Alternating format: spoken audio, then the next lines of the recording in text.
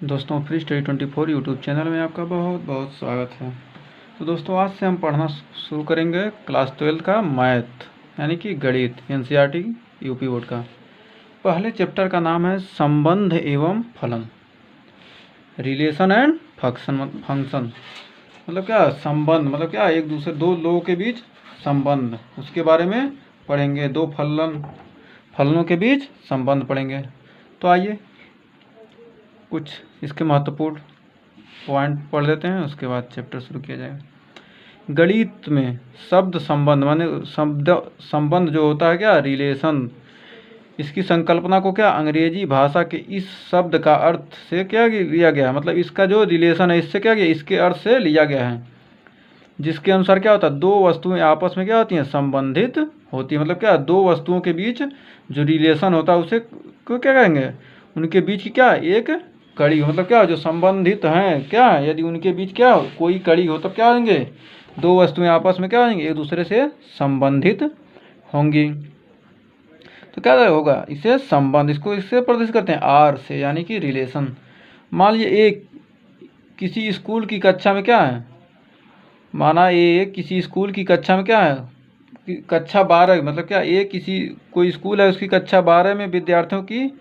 संख्या क्या समुच्चय है। मतलब जो ए है क्या है कक्षा 12 के विद्यार्थियों की क्या समुच्चय है, और तथा बी उसी स्कूल के, मतलब जो क्या बी है क्या उसी स्कूल के कक्षा 11 के, और बी क्या है उसी स्कूल, मतलब वही स्कूल है लेकिन क्या उस कक्षा 11 के विद्यार्थियों के क्या समुच्चय है। अब समुच्चय ए से समुच्चय बी तक के संबंध, मतलब क्या जो समुच्चय ए और समुच्चय बी के संबंध कुछ इस प्रकार आए, देखते हैं कैसे संबंधित है। ए बी क्या है एलिमेंट है किसके ए क्रॉस बी, मतलब ए और बी के गुणनफल के क्या है संबंधित है। मतलब क्या ए बी का भाई है, जैसे क्या ए क्या बी का भाई है, A B element A cross B A B की बहन है। लेकिन क्या तथापि ए तथा बी तक के किसी संबंध आर को मुख्य रूप से हम गणित में क्या लिखते हैं ए क्रॉस बी, मतलब जो ए और बी का संबंध क्या ए क्रॉस बी से क्या कर सकते हैं संबंध से लिखते हैं, जिसे क्या करेंगे स्वेच्छ उप समुच्चय की तरह क्या कर सकते हैं इसको परिभाषित करते, मतलब ए क्रॉस बी को क्या स्वेच्छ उप समुच्चय की तरह क्या किया गया इसको परिभाषित करते हैं। यदि ए बी जो मतलब ए कामा बी कोष्टक में फिर एलिमेंट आर, तो हम कहते हैं कि संबंध आर के अंतर्गत ए बी से क्या है संबंधित है। मतलब क्या है ए और बी यदि एलिमेंट आर के हैं क्या आर से क्या है संबंध है, मतलब क्या आर से क्या है ए और बी का क्या संबंध है, तो क्या आ जाएगा इसको क्या लिख सकते हैं ए आर बी, इसको क्या लिखेंगे ए आर बी, ऐसे रहेगा तो क्या लिखेंगे ए आर बी लिख सकते हैं। अब संबंधों के प्रकार आइए जानते हैं संबंधों के प्रकार। किसी समुच्चय ए से संबंध ए क्रॉस ए का उप समुच्चय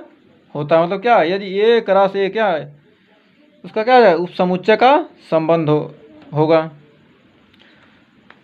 समुच्चय के बारे में आप लोग क्लास 11th में ही पढ़े हुए हैं, उसी के बारे में थोड़ा सा इसमें देखना है, ज़्यादा कुछ नहीं, आप पहले से ही जानते हैं सबके बारे में। किसी उप समुच्चय ए में क्या संबंध ए क्रॉस ए क्या एक उप समुच्चय होता है, एक समुच्चय ए है तो क्या उसका उप समुच्चय क्या आ जाए ए इंटू ए होता है। तो आइए देखते हैं समुच्चय ए पर परिभाषित संबंध आर एक क्या है रिक्त संबंध है, जो मतलब क्या समुच्चय ए है उससे परिभाषित जो संबंध जो उससे क्या है परिभाषित जो परिभाषित किया जा रहा है संबंध क्या है रिक्त संबंध क्या कहलाता है कहलाता है। यदि ए का कोई भी अवयव ए के किसी भी अवयव से संबंधित नहीं है, मतलब क्या ए का कोई भी अवयव क्या है ए के किसी भी अवयव से क्या है संबंधित नहीं है, तो क्या कहलाएंगे रिक्त समुच्चय। जब एक ही पॉइंट है ए तो किसी से क्या आ जाएगा संबंध होगा नहीं होगा। यदि ए और बी रहता तो क्या कह सकते हैं कि रिक्त संबंध नहीं है, लेकिन ए अकेले है तो क्या है यदि ए और बी होते तो क्या उसका कुछ न भाई बहन कुछ भी रिश्ता हो सकता था, लेकिन जब ए अकेला है तो उसका किसी संबंध कैसे हो जाएगा। तो क्या यहाँ ए का क्या संबंध क्या है रिक्त है, आर से आर एक क्या है रिक्त संबंध हो जाएगा। यदि ए का कोई भी अवयव ए के किसी भी अवयव से क्या संबंधित नहीं, मतलब ए का कोई भी अवयव जो क्या ए के किसी भी अवयव से क्या कोई संबंधित नहीं है, अर्थात क्या आर बराबर फाई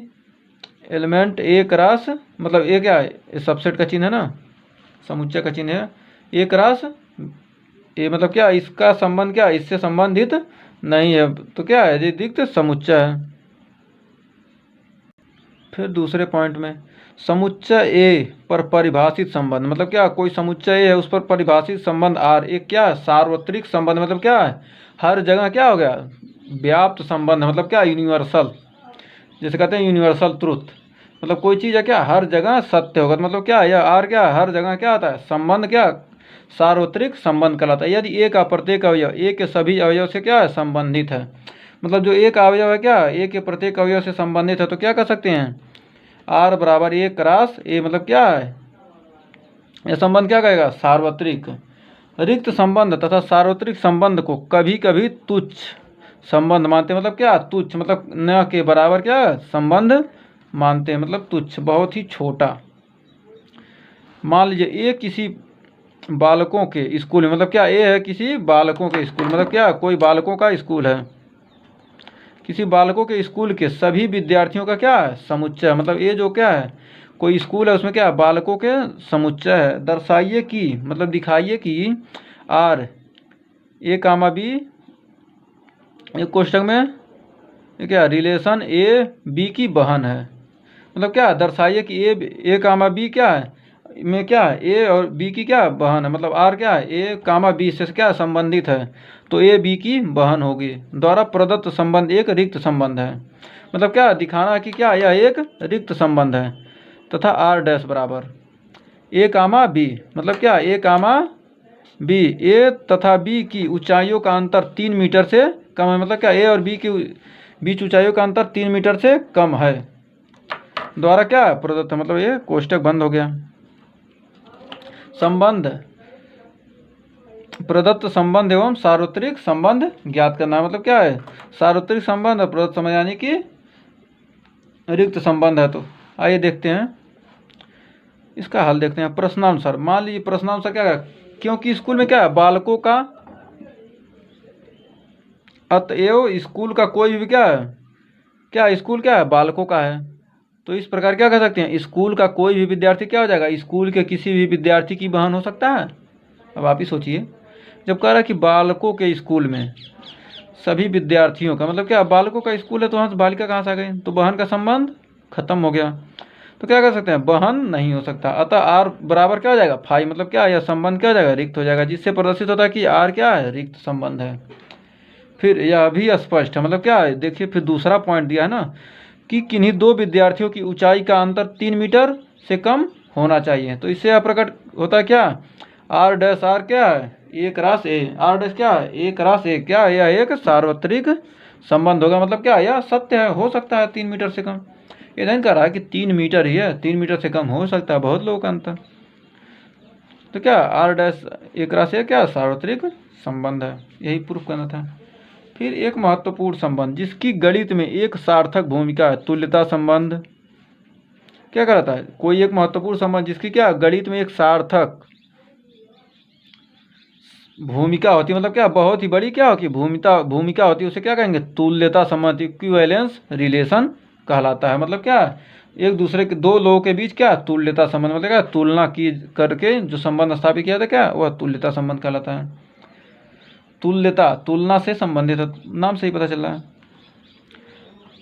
तीसरा कर समुच्चय ए पर परिभाषित संबंध, मतलब क्या जो समुच्चय है उस पर कुछ परिभाषित संबंध स्वतुल्य कहलाता है, मतलब क्या स्वतुल्य कहलाएगा यदि क्या ए एलिमेंट ए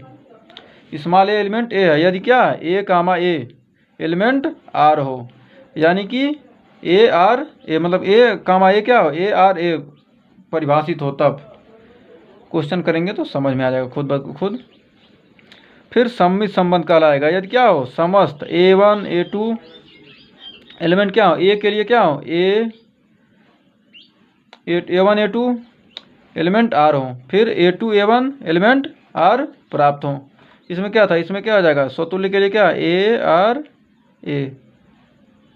होना चाहिए, और इसमें क्या है A1 A2 A1 है ए क्या A1 A2 क्या हो एलिमेंट आर हो, फिर A2 A1 का क्या हो ये भी क्या हो परिभाषित हो, तभी क्या कहलाएंगे तब ये संबंध क्या अलग कहलाएगा सममित संबंध कहलाएगा। उस समुच्चय में क्या होना चाहिए, कोई आर समुच्चय दे दिया क्या उसमें, मतलब कोई ये समुच्चय क्या उसमें आर A2 A1 भी होना चाहिए और A1 A2 भी होना चाहिए, तब क्या कहलाएगा वो संबंध सममित संबंध कहलाएगा। फिर संक्रामक यानी कि ट्रांजिटिव कहलाता है, मतलब संबंध संक्रामक कब कहलाएगा, यदि क्या समस्त, मतलब समस्त पद क्या हो A1 A2 A3 क्या हो एलिमेंट A के लिए, मतलब क्या कोई एलिमेंट A है उसके लिए क्या A1 A2 A3 है, तब A1 A2 क्या एलिमेंट R हो, और तथा A2 A3 मतलब क्या A1 A2